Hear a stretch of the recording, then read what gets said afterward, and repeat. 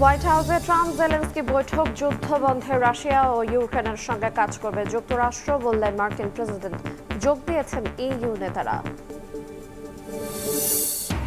নির্বাচন কর্মপরিকল্পনার খসড়া প্রস্তুত, চলতি সপ্তাহে রোডম্যাপ প্রকাশ করবে ইসি। পুলিশ আনসার সহ আইন শৃঙ্খলা বাহিনীতে ২৭,০০০-এর বেশি সদস্য নিয়োগ। নির্বাচন বানচালের ষড়যন্ত্র সফল হলে মৌলবাদ উত্থানের শঙ্কা বিএনপির। সরকারের প্রচ্ছন্ন মদত দেখছে বিপ্লবী ওয়ার্কার্স পার্টি, জামায়াত এনসিপির ভিন্ন মত। ডাকসু নির্বাচনে ফর্ম বিতরণ ও গ্রহণের সময় বাড়ল একদিন। মব তৈরি করে ফর্ম তুলতে বাধা দেওয়ার অভিযোগ ছাত্রদলের। প্যানেল ঘোষণা শিবিরের ভোট বানচালের শঙ্কা গণতান্ত্রিক ছাত্র সংসদের। এবং পর্যটন স্পট রাংপানি থেকেও পাথর লুট, জৈন্তাপুর সীমান্ত পাড়ি দিয়েও চুরি। ভোলাগঞ্জ কাণ্ডের পর আত্মগোপনে চক্রের সদস্যরা, সিলেটের ডিসি পরিবর্তন।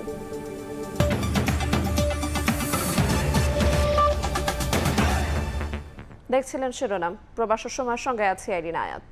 যুদ্ধ বন্ধ করতে রাশিয়া ও ইউক্রেনের সঙ্গে সম্মিলিতভাবে কাজ করবে যুক্তরাষ্ট্র। হোয়াইট হাউসে ট্রাম্প ও জেলেনস্কির বৈঠকে এই কথা বলেন মার্কিন president.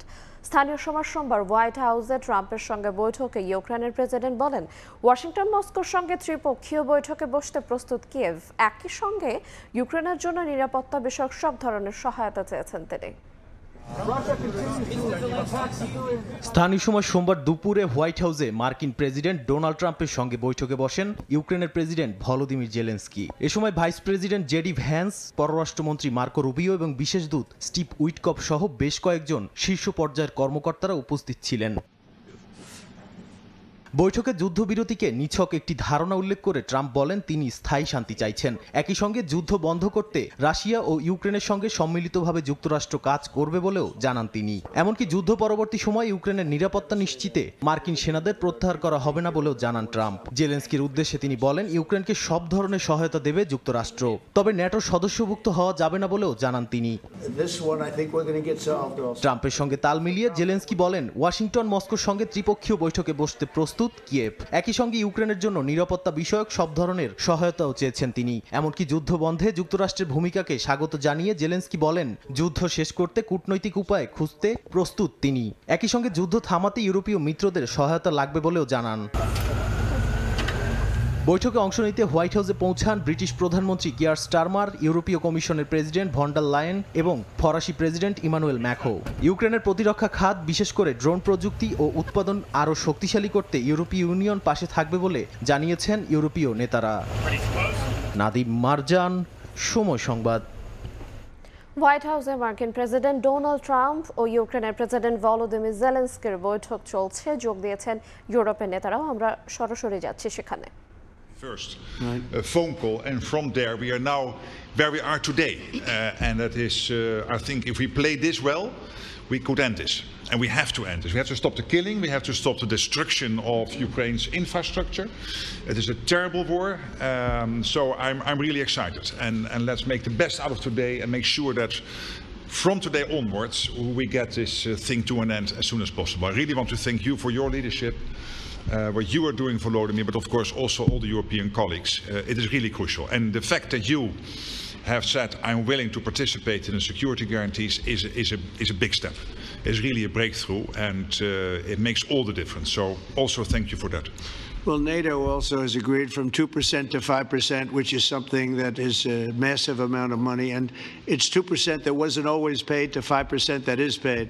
That's a big difference, and so we appreciate that. That was a great move. Thank you very much. Ursula, maybe on behalf of the Commission, you could say a couple of words. Yes. Thank you very much. It's a pleasure to be here, and it's a very important moment. Indeed, we are here, Europeans, as friends and allies.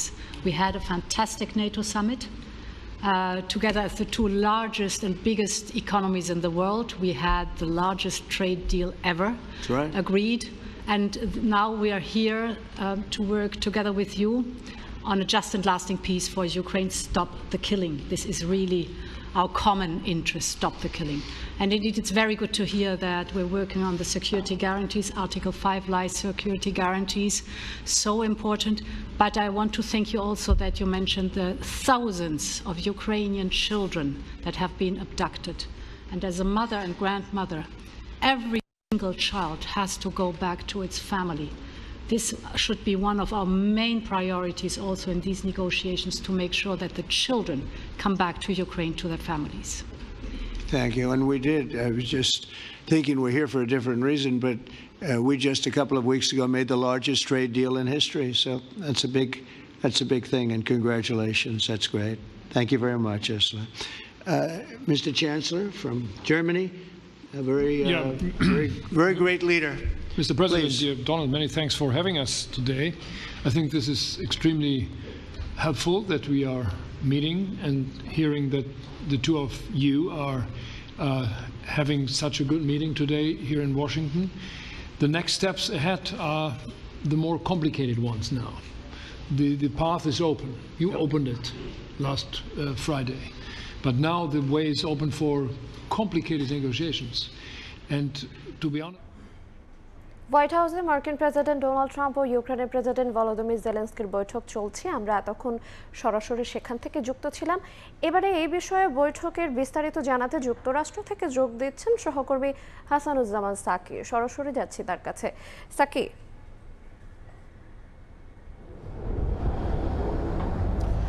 ধন্যবাদ। যুক্তরাষ্ট্রের রাজধানী Washington ডিসিতে সোয়া একটায়, যদি আরও specific সুনির্দিষ্ট করে বলি তাহলে 1:13 ইউক্রেনের প্রেসিডেন্ট ভলোদিমির জেলেনস্কি তিনি হোয়াইট হাউসে এসে পৌঁছান এবং হোয়াইট হাউসের সদর দপ্তরের যে দরজা সেই গেট থেকে মার্কিন প্রেসিডেন্ট ডোনাল্ড ট্রাম্প তাকে বরণ করে নেয় এবং তারপরেই তারা ওভাল অফিসে বৈঠকে বসেন। প্রায় ঘণ্টাখানেক বৈঠকের পর তার পরবর্তী দ্বিতীয় ধাপে বৈঠক এখন শুরু হয়েছে, যে বৈঠকে ইউরোপিয়ান ইউনিয়নের বিভিন্ন দেশের নেতৃস্থানীয় ব্যক্তিরা, সরকার এবং রাষ্ট্রপ্রধানরা সেখানে উপস্থিত রয়েছেন। উপস্থিত আছেন যুক্তরাজ্যের প্রধানমন্ত্রী কিয়ার স্টারমার, উপস্থিত আছেন ইতালির প্রধানমন্ত্রী জর্জিয়া মেলোনি, ফিনল্যান্ডের প্রেসিডেন্ট আলেকজান্ডার স্টাব রয়েছেন, ফ্রান্সের প্রেসিডেন্ট এমানুয়েল মাখো রয়েছেন, জার্মানির চ্যান্সেলর ফ্রেডরিক মের্সে আছেন, সেই সঙ্গে আরও দুটি গুরুত্বপূর্ণ সংস্থা নেটোর মহাসচিব মার্ক রুটে এবং ইউরোপিয়ান কমিশনের প্রেসিডেন্ট উর্সালা ভন ডার লিয়েন। এই যে গুরুত্বপূর্ণ একটি বৈঠক এখন চলছে, যে আট নেতার মধ্যে এই বৈঠকটি হচ্ছে, সেই বৈঠকের মধ্য দিয়েই আজকে শান্তি আলোচনা অনেক দূর এগোবে এবং একটি ফলপ্রসূ আলোচনার পর একটি শান্তির দিকে যাবে এবং যুদ্ধ বন্ধ হবে, এমনটি কিন্তু আশা করা যাচ্ছে।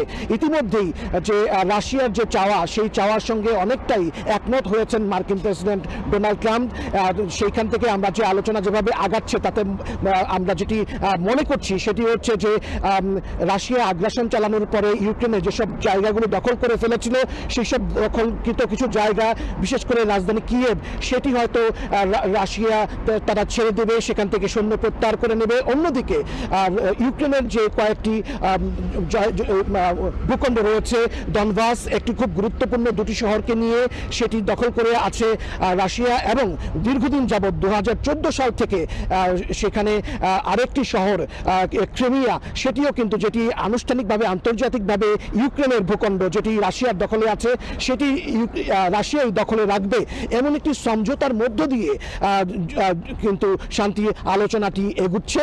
এবং সব শেষে এখানকার যে ফল, যে আলোচনার যে বিষয়বস্তু, সেই বিষয়বস্তু নিয়ে মার্কিন প্রেসিডেন্ট ডোনাল্ড ট্রাম্প তিনি সম্ভবত আজকেই রাশিয়ার প্রেসিডেন্ট ভ্লাদিমির পুতিনের সঙ্গে টেলিফোনে আলোচনা করবেন। তারপরে একটি নির্দিষ্ট অবস্থানে পৌঁছানো সম্ভব হবে ইউক্রেন এবং রাশিয়ার বন্ধের ইস্যুতে। ইতিমধ্যে ডোনাল্ড ট্রাম্প একটি আভাস দিয়েছেন যে যুদ্ধবিরতি কার্যকর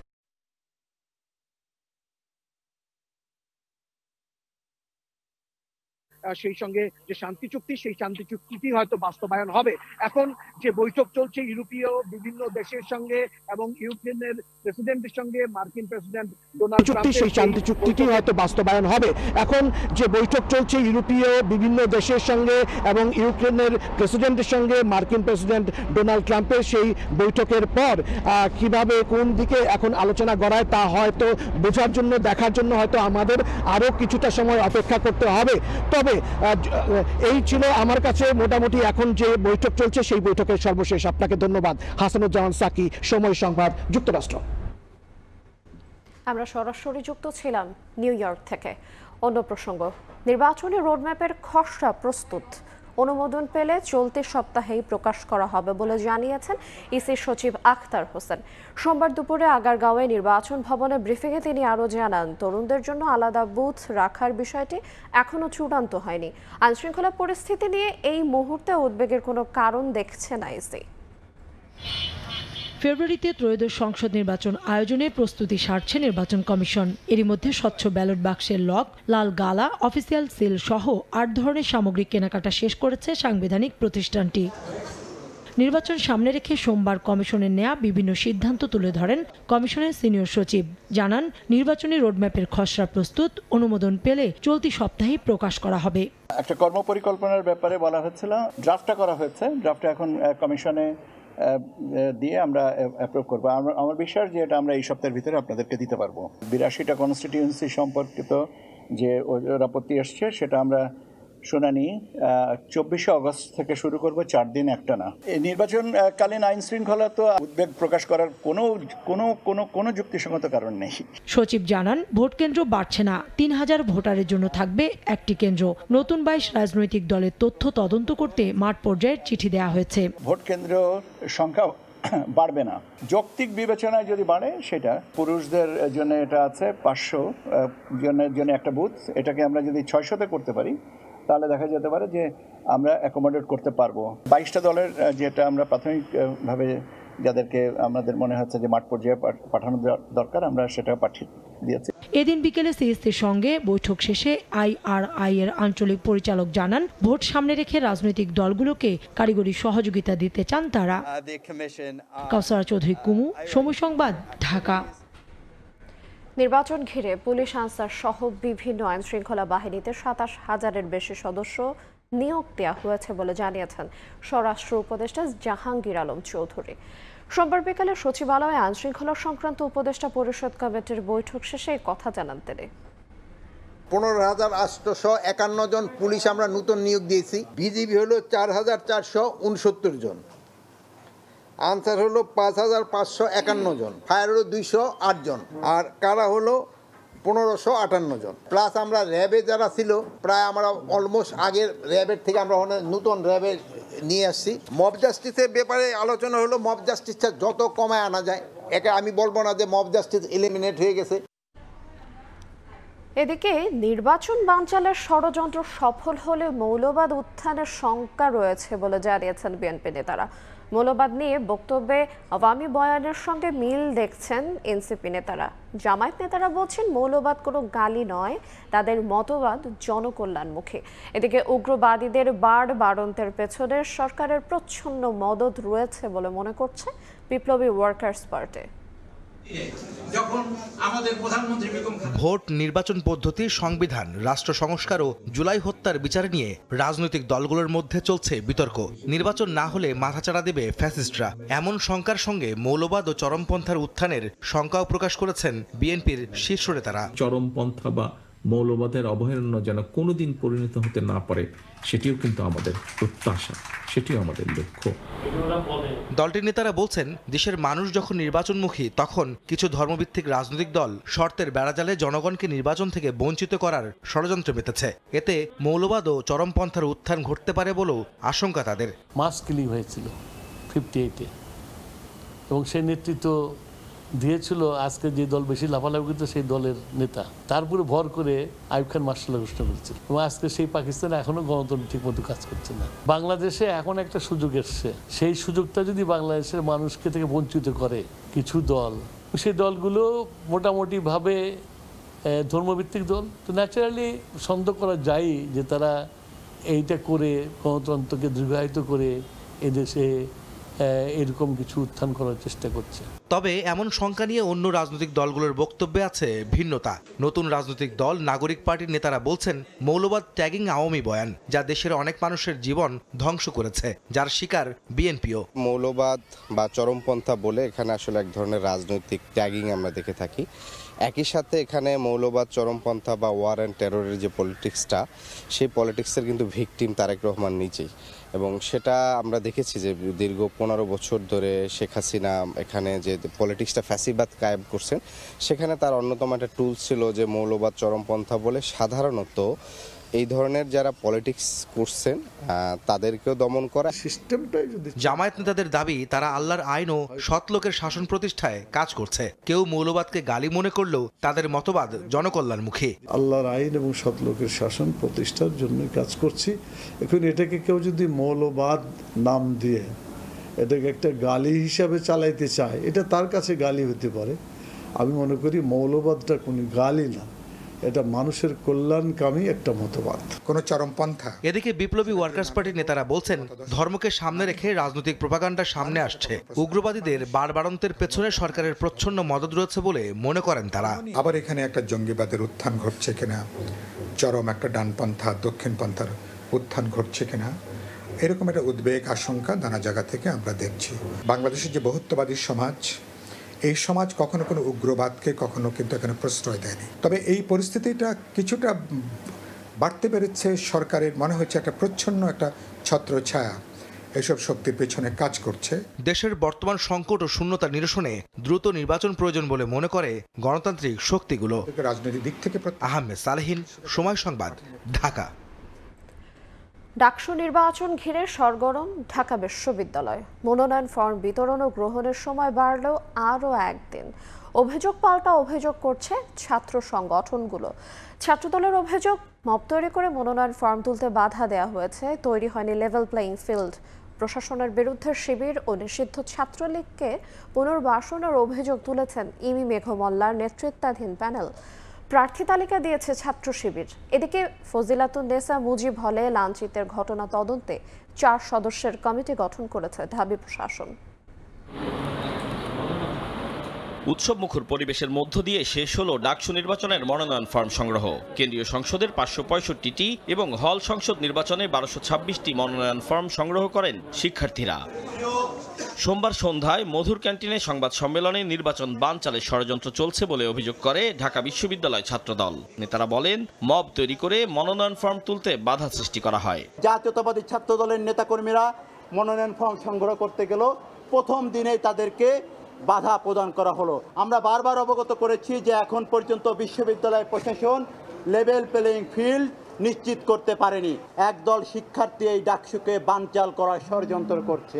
এর আগে সকালে রিটার্নিং কর্মকর্তার কার্যালয়ে আসে ছাত্র শিবির। সাদিক কায়েমকে ভিপি ও SM ফরহাদকে GS মনোনীত করে 28 সদস্যের পূর্ণাঙ্গ প্যানেল ঘোষণা করে সংগঠনটি। এই ছাত্র সংসদ নির্বাচনের মাধ্যমে আগামীর বাংলাদেশের নেতৃত্ব তৈরি হবে এবং সেই নেতৃত্বে যারা বিজয় হবে আমরা তাদেরকে ওয়েলকাম জানাবো। শিবিরকে 71-এর গণহত্যাকারী ও বিশ্ববিদ্যালয় নিষিদ্ধ সংগঠন আখ্যা দিয়ে ঢাকা বিশ্ববিদ্যালয় প্রশাসন তাদের পুনর্বাসনের চেষ্টা করছে বলে অভিযোগ তুলেছে তাসনিম আফরোজ ইমি ও মেঘমল্লার বসুর নেতৃত্বাধীন বামপন্থী জোট। যদিও পক্ষপাতিত্বের অভিযোগ নাকচ করে দিয়েছে ডাকসু নির্বাচন কমিশন। আমরা দেখতে পাই স্পষ্টভাবে এই বিশ্ববিদ্যালয় প্রশাসন একটা বিশেষ রাজনৈতিক দলের প্রতি পক্ষপাতিত্ব অবলম্বন করছে। অভিযোগপত্র দিয়ে গেছে, আমরা সেটা অ্যাকসেপ্ট করেছি। কারেক্টলি আইডেন্টিফাই করতে পারিনি, এরকম 2-1টা থাকতে পারে।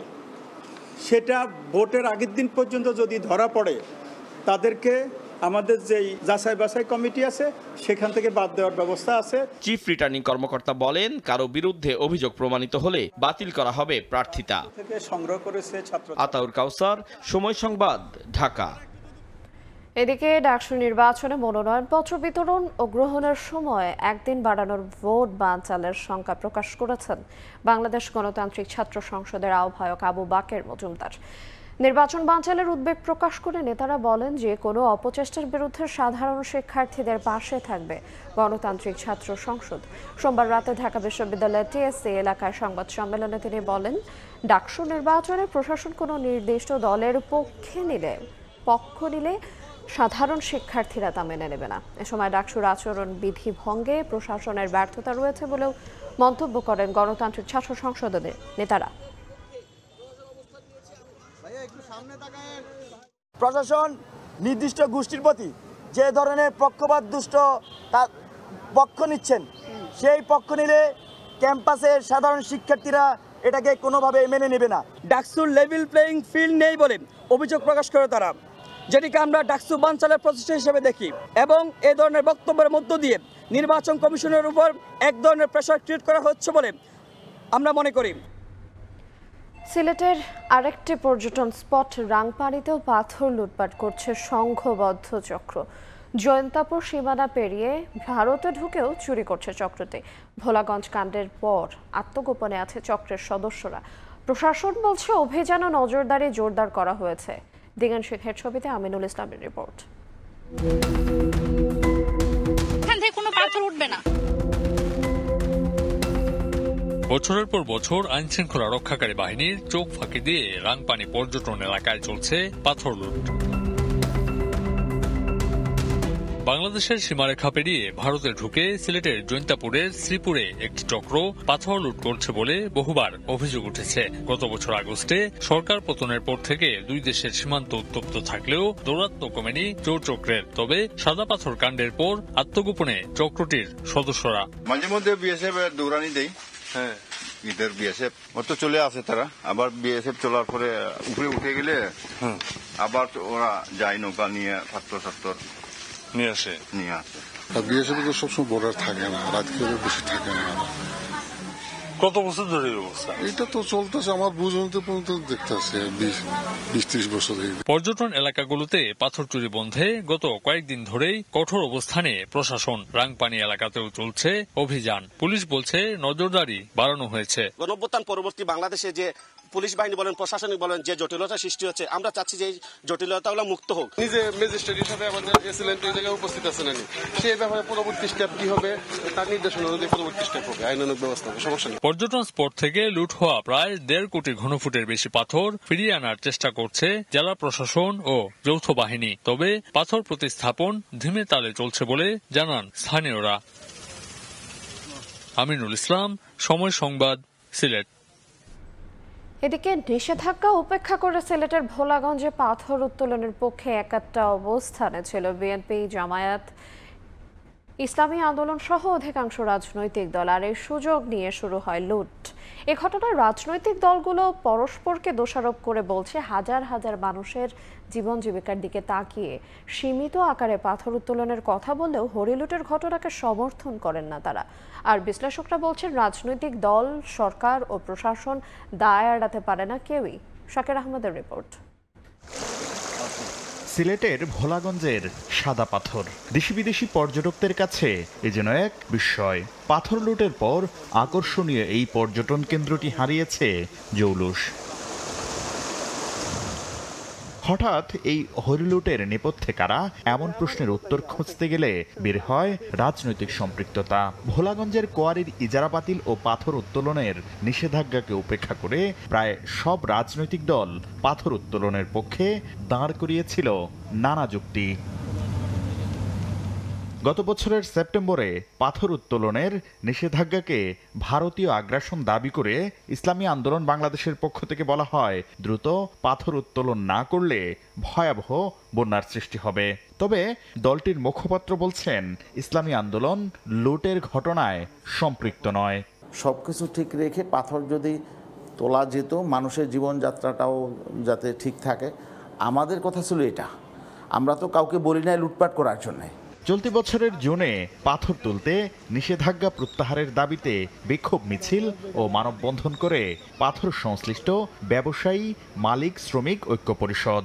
সমাবেশে অংশ নিয়ে পাথর উত্তোলন বন্ধ রাখার সিদ্ধান্তকে উদ্দেশ্য প্রণোদিত আখ্যা দেয় মহানগর জামায়াত। তবে ঘটনার পর পরিবেশ রক্ষায় নিজেদের অবস্থান তুলে ধরছে দলটি। যেখানে পরিবেশ নষ্ট হবে না, এই অবস্থাগুলোর ভিতরে যদি এটা লিজ দেওয়া যায়, তো সরকার রাজস্ব পেল এবং এটা একটা শৃঙ্খলার ভিতরে আসলো। এখনকার যে পরিস্থিতি তৈরি হয়েছে, এটা মনে হয় এখন আপাতত আর চিন্তা করার সুযোগ নেই। অন্যান্য দলের মতো পাথর উত্তোলনের পক্ষে অবস্থান নেয় স্থানীয় বিএনপি। দলটির স্থায়ী কমিটির সদস্য ইকবাল হাসান মাহমুদ টুকু বলছেন, হাজারো শ্রমিকের জীবন জীবিকার বিষয়টি বিবেচনা করে সীমিত পরিসরে পাথর উত্তোলনকে সমর্থন করলেও হরিলুট করে পরিবেশের বিপর্যয় সমর্থন করে না দলটি। এখানে সরকারের ল্যাপস আছে বলে এটা হয়েছে। প্রতিটি দলের দায়িত্ব আছে এবং দায়িত্ব নিয়ে সচেতন থাকা। আমাদের দল সেটা প্রতিকার করেছে। পাথর উত্তোলনের পক্ষে ছিল জাতীয় নাগরিক পার্টি ও এবি পার্টির নেতারাও। বিভাগীয় কমিশনারও পাথর উত্তোলনের পক্ষে সাফাই গিয়েছেন। বিশ্লেষকরা বলছেন, রাজনৈতিক দলের পাশাপাশি প্রশাসনও লুটপাটের দায় এড়াতে পারে না। প্রত্যেকেই এটার বেনিফিশিয়ারি, এই পাথর চুরির রাজনৈতিক দলগুলো যারা এই দুর্বৃত্তায়নের সাথে জড়িত ছিল, এদেরকে সামাজিক বয়কটের মধ্যে ফেলানো উচিত। পাথর রক্ষা করতে না পারার আক্ষেপ প্রকাশকে সরকারের ব্যর্থতা হিসেবে দেখছেন বিশ্লেষকরা। শাকির আহমেদ, সময় সংবাদ, ঢাকা। সাদা পাথর লুটের ঘটনায় দেশ জুড়ে আলোচনার মধ্যে সিলেটের জেলা প্রশাসক শের মাহবুব মুরাদকে ঢাকায় ফিরিয়ে এনেছে সরকার। তার জায়গায় দায়িত্ব পেয়েছেন আলোচিত কর্মকর্তা সারওয়ার আলম। সোমবার জনপ্রশাসন মন্ত্রণালয়ের প্রজ্ঞাপনে বলা হয়েছে, এই আদেশ তাৎক্ষণিকভাবে কার্যকর করা হবে। শের মাহবুব মুরাদ ও সারওয়ার আলম দুইজনই বিসিএস ২৭ ব্যাচের কর্মকর্তা। সারওয়ার প্রবাসী কল্যাণ মন্ত্রণালয়ের উপসচিব হিসেবে আইন উপদেষ্টার একান্ত সচিবের দায়িত্বে ছিলেন। তাকে সিলেটে ডিসি করে পাঠিয়ে শের মাহবুবকে জনপ্রশাসন মন্ত্রণালয়ে ওএসডি করা হয়েছে।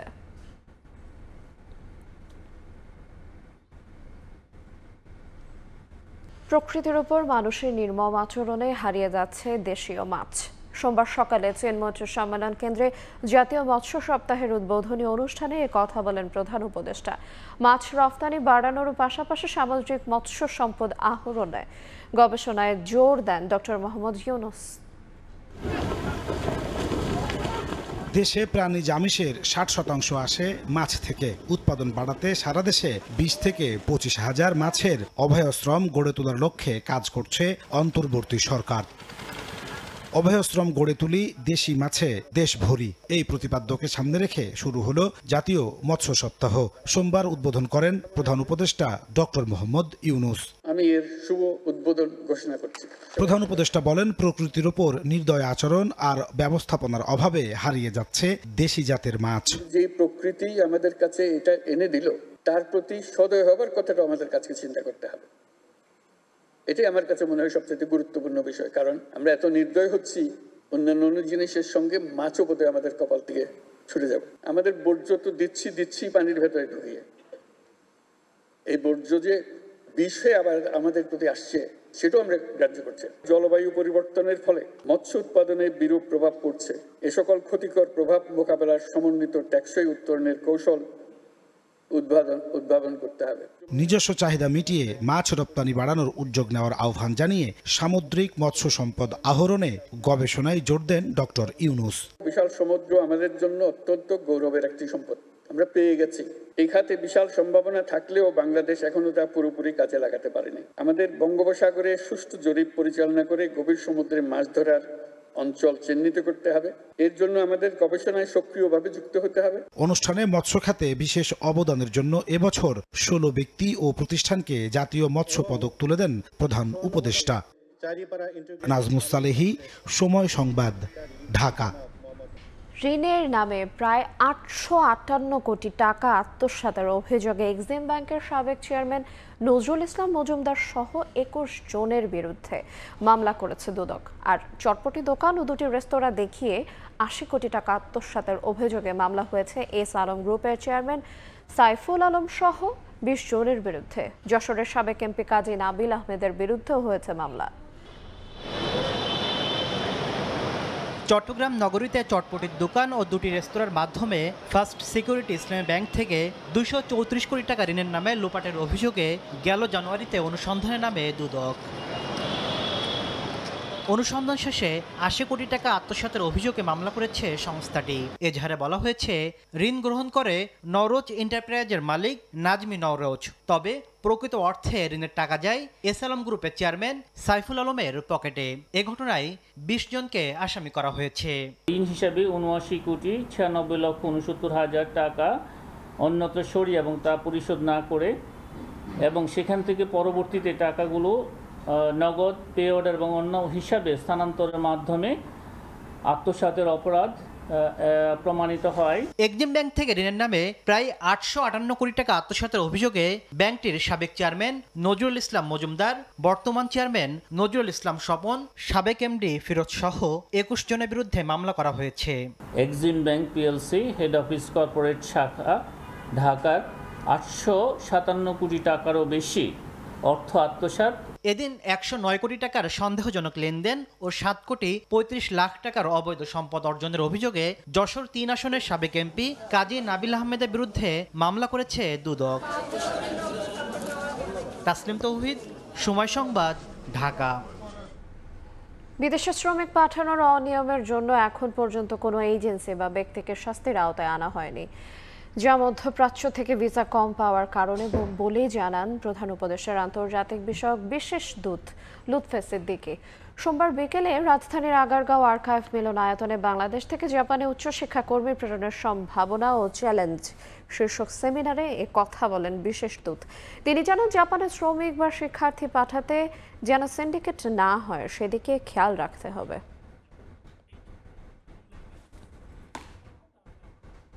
এটাকে একটা জাপান সেল তৈরি করলে, কারণ এটা অন্য কোনো দেশের মতো না, এটা একটা স্পেশাল কেস।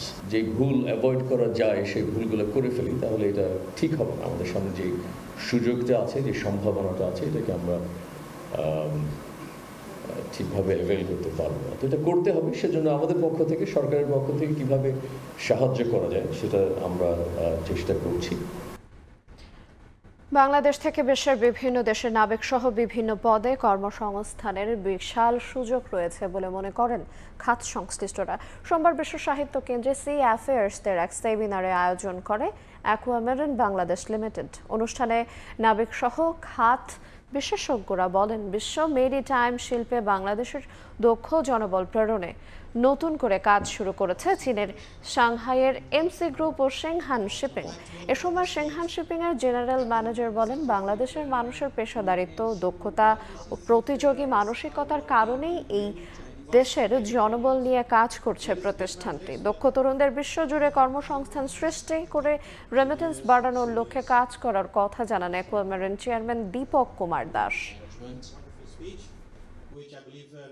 আমরা চেষ্টা করছি বাংলাদেশের ম্যারিন সেক্টরের যে সমস্ত ছেলেরা ক্যারিয়ার তৈরি করেছে, ক্যাডেট থেকে শুরু করে সিনিয়র লেভেলের অফিসার্স, ইঞ্জিনিয়ার্স, এদেরকে প্রোভাইড করার জন্য আমরা একান্তভাবে চেষ্টা করছি যে তারা যাতে সুন্দরভাবে অনবোর্ড হতে পারে এবং এই সেক্টর থেকে বাংলাদেশ সরকারের ব্যাপক একটা ফরেন কারেন্সি আর্ন হচ্ছে। ব্রাহ্মণবাড়িয়ার আশুগঞ্জে চলন্ত অবস্থায় ঢাকাগামী মহানগর এক্সপ্রেস ট্রেনের 5টি বগি বিচ্ছিন্ন হয়। আপলাইনে ঢাকার সঙ্গে ট্রেন চলাচল বন্ধ হয়ে যায়। 4 ঘন্টা পর ঢাকার সঙ্গে ট্রেন চলাচল স্বাভাবিক হলেও শিডিউল বিপর্যয়ের ভোগান্তিতে পড়েন যাত্রীরা। সোমবার বিকেল 5টা 35 মিনিটে চলন্ত অবস্থায় হঠাৎই বিচ্ছিন্ন হয়ে পড়ে মহানগর এক্সপ্রেস ট্রেনের 5টি বগি। ঢাকাগামী আন্তঃমহানগর এক্সপ্রেস ট্রেনটি বিকেল 5টা 15 মিনিটে ঢাকার উদ্দেশ্যে ব্রাহ্মণবাড়িয়া স্টেশন ছেড়ে যায়। এর কিছুক্ষণ পর আশুগঞ্জ স্টেশনে ঢোকার মুহূর্তে ট্রেনটি মাঝখান থেকে বিচ্ছিন্ন হয়ে পড়ে। এতে পেছনের 5টি বগি ছাড়াই ট্রেনটি আশুগঞ্জ স্টেশনে প্রবেশ করে, আর বাকি অংশ থেকে যায় আশুগঞ্জ যাত্রাবাড়ি এলাকায়। এতে আপলাইনে ঢাকার সঙ্গে ট্রেন চলাচল বন্ধ হয়ে যায়। ডাউনলাইন দিয়ে ঢাকার সঙ্গে ট্রেন চলাচল করলেও শিডিউল বিপর্যয়ে ভোগান্তিতে পড়েন যাত্রীরা। আমার ভাইয়া রাতে 2টা বাজে ফ্লাইট, বিদেশ যাওয়ার ফ্লাইট, এখনো মহানগর গুদলে আসে নাই। তো আমরা শঙ্কায় আছি যে ভাইয়া কি ফ্লাইট মিস করবে কিনা। যে ত্রুটিটা আছে পেছনে, সেই ত্রুটিটা উদ্ঘাটন করা হোক, আর ভবিষ্যতে যাতে এই ধরনের ত্রুটি না হয়। সবকিছু মেনটেনেন্স ঠিকভাবে করতে, তাহলে হয়তো আমরা আমাদের এই অনাকাঙ্ক্ষিত দুর্ঘটনার হাত থেকে রক্ষা পেতাম। ট্রেনের বিচ্ছিন্ন অংশ উদ্ধারে গিয়ে কর্ণফুলী এক্সপ্রেস ট্রেনের ইঞ্জিনও বিকল হয়ে যায়। তাৎক্ষণিকভাবে দুর্ঘটনার কারণ জানাতে পারেনি সংশ্লিষ্ট কর্তৃপক্ষ। ইঞ্জিন সহ 5 কোচ পার্টিং হয়ে গেছে, মানে আলাদা হয়ে গেছে। পিছনের অংশ রাস্তায় পড়েছিল, সামনের অংশ আবার সামনের দিকে চলে গেছে। জয়ন্তীকে আমার এনে বসা ছিল, এখন সিঙ্গেল লাইন ওয়ার করে জয়ন্তীকে ঢাকার দিকে চালিয়ে দিয়েছে। অন্যদিকে 5টি বগি নিয়ে আশুগঞ্জ স্টেশনে পৌঁছানো মহানগর এক্সপ্রেস ট্রেনটি ভৈরব যাওয়ার পথে মেঘনা সেতুর মাঝে ইঞ্জিন বিকল হয়ে যায়। রেল কর্তৃপক্ষ জানায়, আখাউড়া থেকে বিকল্প একটি ট্রেন গিয়ে প্রথমে আশুগঞ্জের যাত্রাবাড়ি এলাকার 5টি বগি সহ কর্ণফুলী এক্সপ্রেস এবং পরে মেঘনা সেতুর উপর আটকে পড়া ট্রেনের বাকি 5টি বগি উদ্ধার করে ভৈরবে নিয়ে যায়। সময় সংবাদ, ব্রাহ্মণবাড়িয়া। 4 দশক ধরে জলাবদ্ধতায় নিমজ্জিত যশোরের ভবদহ। গ্রামের পর গ্রাম পানির নিচে। বর্ষায় ঘরে থাকার আর কোনো উপায় থাকে না। সড়কের পাশে খুপড়ে ঘর বানিয়ে কোনো রকম দিন যাপন করেন বাসিন্দারা। এবারের বর্ষাও সীমাহীন দুর্ভোগ নিয়ে এসেছে ভবদহে। যশোর থেকে আরও জানাচ্ছেন রিপোর্টার আলামিন তুষার। আমার পেছনে যশোর আর সামনের দিকে সাতক্ষীরা, এখানে আমরা অবস্থান করছি কেশবপুরে। এই যে মহাসড়কটি দেখতে পাচ্ছেন, সেই মহাসড়কটা যদি আমি আপনাদেরকে দেখাই, এখানে দুই পাশে নিশ্চয়ই আপনারা দেখতে পাচ্ছেন যে পুরো মহাসড়কের দুই পাশ ধরে বিভিন্নভাবে তাঁবুর মতো করে আসলে মানুষজন বসবাস করছেন। পুরোটা সময় জুড়ে তাদেরকে একটা অনিশ্চয়তার মধ্যে রাখতে হচ্ছে, জীবন শঙ্কার মধ্যে যেতে হচ্ছে। কেননা একদম সড়কের পাশ দিয়ে বড় বড় বাস চলছে, ট্রাক চলছে, বড় বড় লরি পর্যন্ত আমরা চলতে দেখেছি। জীবনের ঝুঁকি নিয়ে অবস্থান করতে হচ্ছে। অনেকের সঙ্গে আমাদের কথা হয়েছে, তারা কিন্তু আমাদেরকে বলছিলেন যে সড়ক দুর্ঘটনার মধ্যেও কিন্তু তাদেরকে পড়তে হচ্ছে এবং সেই সংখ্যা নিয়ে তাদেরকে থাকতে হচ্ছে। এছাড়া রান্না বান্না থেকে শুরু করে এখানকার দৈনন্দিন যে কাজ, একদম বাসন কোসন মাজা থেকে শুরু করে সব কিছু তাদের আসলে রাস্তায় করতে হচ্ছে। প্রায় 350 পরিবার কিন্তু এখানে অবস্থান নিয়েছেন এবং তারা আমাদেরকে যেমনটা বলছিলেন যে তাদের কাছে কোনো ধরনের ত্রাণ বা সরকারি সহায়তা, বেসরকারি কোনো ধরনের সহায়তা কিন্তু আসেনি। অনেকেই কিন্তু চর্মরোগে আক্রান্ত হয়েছেন, এরকম তথ্যও কিন্তু আমাদেরকে বলছিলেন। কেউ কেউ বলছিলেন কারো হাঁটু পানি, কারো পাতা পর্যন্ত, কারো বুক পর্যন্ত, কারো মাজা পর্যন্ত। এমন অবস্থায় কিন্তু তাদেরকে বাধ্য হয়ে তাদের জায়গা থেকে বেরিয়ে এসে এখানে অবস্থান নিতে হয়েছে, ভিটে মাটি ছেড়ে এখানে আসতে হয়েছে। যেই দুটি গ্রামের কথা আসলে বলা হচ্ছে, সেই দুটি গ্রামের নাম যদি আমি বলি, একটি হচ্ছে মধ্যকুল, আরেকটি হচ্ছে হাবাসপুর। এই দুই গ্রামের যারা বাসিন্দা রয়েছেন তাদের বেশিরভাগকে কিন্তু এখানে আসতে হয়েছে।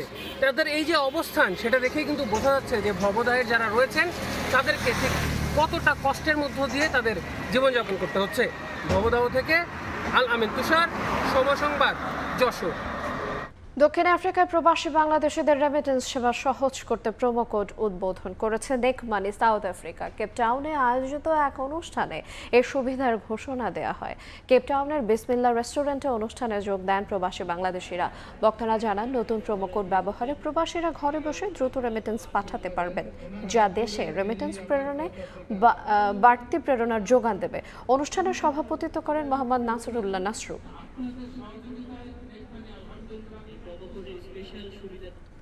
যুক্তরাষ্ট্রের ক্যালিফোর্নিয়ায় ঘুড়ি উৎসবে মাতলেন প্রবাসী বাংলাদেশিরা। শত শত বাহারি ঘুড়ি আর সাংস্কৃতিক আয়োজনের মধ্য দিয়ে দিন ভোর আনন্দে কাটল তাদের। প্রশান্ত মহাসাগরের তীর থেকে দেশীয় ঐতিহ্য ঘুড়ি উৎসবের আরও খবর জানাচ্ছেন লস্কর আল মামুন। নীল আকাশে রঙিন সব ঘুড়ি, মাছ, প্রজাপতি, ড্রাগন, জাহাজ, পরী কিংবা পাখি, বিচিত্র আকৃতির শত শত ঘুড়িতে সাজলো আকাশ। বয়স ভুলে ছোট বড় সবাই মেতে ওঠেন আনন্দে। কেউ কেউ আবার ঘুড়ির সঙ্গে নিজেও ডানা মেলে উড়াল দিলেন শৈশবের স্মৃতির আকাশে। কেউ আবার ফিরে গেলেন লাটাই হাতে সেই সোনালী দিনগুলোয়। গেল এক যুগ ধরে চলে আসা এই উৎসব আরো বড় পরিসরে করার আশা আয়োজকদের।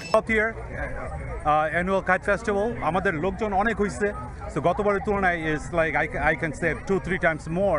এই 12 বছরে আমার মনে হয় যে আমরা আসলে সার্থক, যে এত মানুষ আসছে। আমরা 500 কাইট আনছি, আমার মনে হয় যে 500 কাইটে আমাদের কিছু হবে না। নেক্সট ইয়ারে হয়তো আমাদের 1000 থেকে 1500 কাইট ফ্রি দিতে হবে। আমরা এবার ফ্রি ব্যাকপ্যাক দিচ্ছি। আপনারা দেখছেন যে কাইটের জন্য বিরাট বড় লাইন হয়ে গেছে সকাল থেকে। এখানে আমরা হান্ড্রেডস অফ কাইটস আমরা ফ্রি দিচ্ছি সবাইকে, এবং আমাদের স্টল এবার অনেক বেশি স্টল হয়েছে। আমরা এবার মানে পার্কিংয়ের জায়গা দিতে পারছি না, মানে এত গাড়ি হয়ে গেছে। প্রতি বছরের মতো এবারের ঘুড়ি উৎসব আসরেও ছিল দর্শনার্থীদের উপচে পড়া ভিড়। বিনামূল্যে স্কুল ব্যাগ ও শিক্ষা সামগ্রী বিতরণ করা হয়। চিত্রাঙ্কন প্রতিযোগিতায় বিজয়ীদের তুলে দেওয়া হয় পুরস্কার। দিন শেষে ছিল মনোজ্ঞ সাংস্কৃতিক অনুষ্ঠান। এই উৎসব ঘিরে সাগর পাড়ে বাহারি জিনিসের পসরা সাজিয়ে বসে দোকানিরা। প্রাণবন্ত হয়ে ওঠে ক্যালিফোর্নিয়ার লং বিচ। প্রশান্ত মহাসাগরের এই নীল জলরাশি এবং মাথার উপরে নীল আকাশে রঙিন ঘুড়ি উড়িয়ে নিজেদের মন রাঙিয়েছে প্রবাসীরা। লস্কর আল মামুন, সময় সংবাদ, লং বিচ, ক্যালিফোর্নিয়া, যুক্তরাষ্ট্র। এবার খেলার খবর। আবারও বিপিএল এ স্পট ফিক্সিং বিতর্ক। বেশ কিছু গুরুতর অভিযোগ আনতে যাচ্ছে স্বাধীন তদন্ত কমিটি। 25 আগস্টের মধ্যে প্রাথমিক রিপোর্ট দেবে 3 সদস্যের ওই কমিটি, আর চূড়ান্ত রিপোর্ট দেয়া হবে সেপ্টেম্বরে। ফিক্সিং ইস্যুতে শিগগিরই কাজ শুরু করবেন বিসিবির দুর্নীতি দমন কমিশনের নতুন পরামর্শক অ্যালেক্স মার্শালো। এর মাঝে সকালে ক্রিকেটারদের সঙ্গে দেখা করবেন আমিনুল ইসলাম বুলবুল। তাসকিনের মারামারি কাণ্ডের প্রেক্ষিতে শ্রীলঙ্কার বিষয়ে এশিয়া কাপের আগে দলকে দিক নির্দেশনা দিতে চান বোর্ড সভাপতি। সারা বছরই আলোচনায় বিপিএল, আর সেগুলোর মধ্যে নেতিবাচকই বেশি। বিতর্ক মুক্ত থাকতে সামনের আসরটি স্পোর্টস ম্যানেজমেন্ট এজেন্সির মাধ্যমে আয়োজন করতে যাচ্ছে ক্রিকেট বোর্ড। ব্রিটিশ কোম্পানি IMG'র সঙ্গে কথা পাকাপাকি হয়েছে। নতুন করে যখন আশার সঞ্চার হচ্ছিল, তখনই আবার বিতর্কিত বাংলাদেশ প্রিমিয়ার লিগ। ফ্র্যাঞ্চাইজি আসরটি ঘিরে স্পট ফিক্সিংয়ের গুরুতর অভিযোগ উঠেছে। ফারুক আহমেদ সভাপতি থাকাকালীন বিপিএল-এর ফিক্সিংয়ের অভিযোগ খতিয়ে দেখতে 3 সদস্যের স্বাধীন তদন্ত কমিটি গঠন করেন। গত আসরেই 36টি সন্দেহজনক ঘটনা পেয়েছেন তারা। 3টি ফ্র্যাঞ্চাইজির ফিক্সিংয়ে জড়িত থাকার বিষয়টি নাকি নিশ্চিত হয়েছে ওই কমিটি। প্রাথমিক তদন্তে নাম এসেছে 10 থেকে 12 জন ক্রিকেটারেরও। সবশেষ শ্রীলঙ্কা সফরের দলে থাকা একজনের নামও নাকি আছে ওই তালিকায়। যদিও আনুষ্ঠানিকভাবে কিছুই এখনো হাতে পায়নি ক্রিকেট বোর্ড। স্বাধীন তদন্ত কমিটি 25 আগস্টের মধ্যে প্রাথমিক রিপোর্ট জমা দেবে। বিপিএল-এর 12তম আসর সামনে রেখে বোর্ডকে সতর্ক থাকার পরামর্শ দেয়া হবে সেখানে, আর চূড়ান্ত রিপোর্ট দেওয়া হবে আগামী মাসে।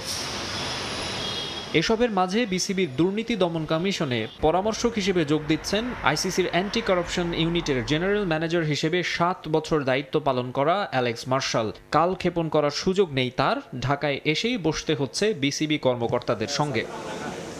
মঙ্গলবার ক্রিকেটারদের সঙ্গেও বসবেন বোর্ড সভাপতি আমিনুল ইসলাম বুলবুল। নেদারল্যান্ডসের বিপক্ষে টাইগাররা সিরিজ খেলবে সিলেটে, এরপরই এশিয়া কাপ খেলতে চলে যাবে সংযুক্ত আরব আমিরাতে। তার আগে খুব একটা সময় পাওয়া যাবে না। ঢাকা ছাড়ার আগেই লিটনদের সঙ্গে বসতে চান বুলবুল। মেগা ইভেন্টের আগে অনুজদের দিক নির্দেশনা দিতে চান সাবেক অধিনায়ক। দলের মধ্যে শৃঙ্খলা বজায় রাখার বিষয়টি মূল আলোচ্য। কিছুদিন আগে তাসকিনের বন্ধুকে মারধরের ঘটনা গড়ায় থানা পর্যন্ত, যা নিয়ে বেশ বিব্রতকর পরিস্থিতির মধ্যে পড়ে যায় বিসিবি। তাই ক্রিকেটারদের সতর্ক করতে চায় বোর্ড। মাকসুম আলম খান, সময় সংবাদ, ঢাকা। এ পর্যায়ে শীর্ষ সংবাদগুলো জানিয়ে দেব আর একবার। হোয়াইট হাউসে ট্রাম্প জেলেন্সকি বৈঠক, যুদ্ধ বন্ধে রাশিয়া ও ইউক্রেনের সঙ্গে কাজ করবে যুক্তরাষ্ট্র বললেন মার্কিন প্রেসিডেন্ট। যোগ দিয়েছেন ইইউ নেতারা। নির্বাচন কর্মপরিকল্পনার খসড়া প্রস্তুত, চলতি সপ্তাহে রোডম্যাপ প্রকাশ করবে ইসি। পুলিশ আনসার সহ আইন শৃঙ্খলা বাহিনীতে 27,000-এর বেশি সদস্য নিয়োগ। এবং নির্বাচন বানচালের ষড়যন্ত্র সফল হলে মৌলবাদ উত্থানের শঙ্কা বিএনপির। সরকারের প্রচ্ছন্ন মদত দেখছে বিপ্লবী ওয়ার্কার্স পার্টি, জামায়াত এনসিপির ভিন্ন মত।